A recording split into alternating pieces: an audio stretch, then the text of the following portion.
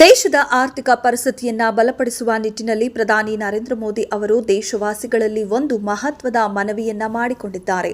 ಮುಂಬರುವ 1 ವರ್ಷದವರೆಗೆ ಭಾರತೀಯರು ಮದುವೆ ಹಾಗೂ ಇತರ ಸಮಾರಂಭಗಳಿಗೆ ಚಿನ್ನ ಖರೀದಿಸುವುದನ್ನು ನಿಲ್ಲಿಸಬೇಕು ಎಂದು ಪ್ರಧಾನಿ ಕರೆ ನೀಡಿದ್ದಾರೆ. ಪ್ರಧಾನಿಯವರ ಈ ಹೇಳಿಕೆಯು ಮಾರುಕಟ್ಟೆಯ ಮೇಲೆ ತಕ್ಷಣದ ಪರಿಣಾಮ ಬೀರಿದ್ದು ಚಿನ್ನದ ದರದಲ್ಲಿ ಗಣನೀಯ ಇಳಿಕೆ ಕಂಡುಬಂದಿದೆ.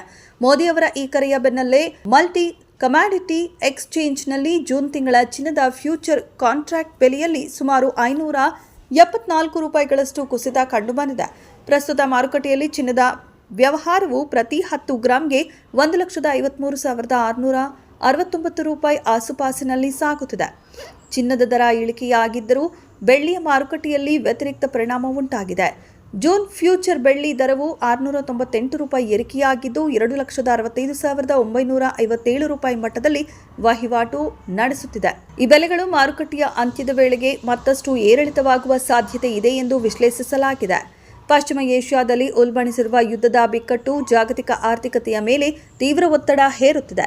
ಇಂತಹ ಸವಾಲಿನ ಸಮಯದಲ್ಲಿ ದೇಶದ ಆರ್ಥಿಕತೆಯನ್ನು ಕಾಪಾಡುವುದು ಪ್ರತಿಯೊಬ್ಬ ನಾಗರಿಕನ ಕರ್ತವ್ಯ ಎಂದು ಮೋದಿ ತಿಳಿಸಿದ್ದಾರೆ. ಭಾರತವು ತನ್ನ ಚಿನ್ನದ ಅಗತ್ಯತೆಗಾಗಿ ಹೆಚ್ಚಿನ ಆಮದಿನ ಮೇಲೆ ಅವಲಂಬಿತವಾಗಿದೆ.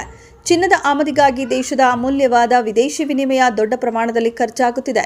ಈ ಆಮದು ವೆಚ್ಚವನ್ನು ತಗ್ಗಿಸುವ ಮೂಲಕ ರೂಪಾಯಿಯ ಮೌಲ್ಯವನ್ನು ಸ್ಥಿರವಾಗಿಡುವುದು ಮತ್ತು ಆರ್ಥಿಕತೆಯನ್ನು ಗಟ್ಟಿಗೊಳಿಸುವುದು ಈ ಕರೆಯ ಪ್ರಮುಖ ಉದ್ದೇಶವಾಗಿದೆ. ದೇಶದ ಆರ್ಥಿಕ ಆತ್ಮನಿರ್ಭರತೆಗೆ ಚಿನ್ನದ ಮೇಲಿನ ವ್ಯಾಮೋಹವನ್ನು ತಾತ್ಕಾಲಿಕವಾಗಿ ಕಡಿಮೆ ಮಾಡುವಂತೆ ಪ್ರಧಾನಿ ಕೋರಿದ್ದಾರೆ. ಇದು ಜಾಗತಿಕ ಬಿಕ್ಕಟ್ಟಿನ ಸಮಯದಲ್ಲಿ ಭಾರತದ ಆರ್ಥಿಕತೆಗೆ ರಕ್ಷಣಾ ಕವಚವಾಗಲಿದೆ ಎಂಬುದು ಆರ್ಥಿಕ ತಜ್ಞರ ಅಭಿಪ್ರಾಯವಾಗಿದೆ.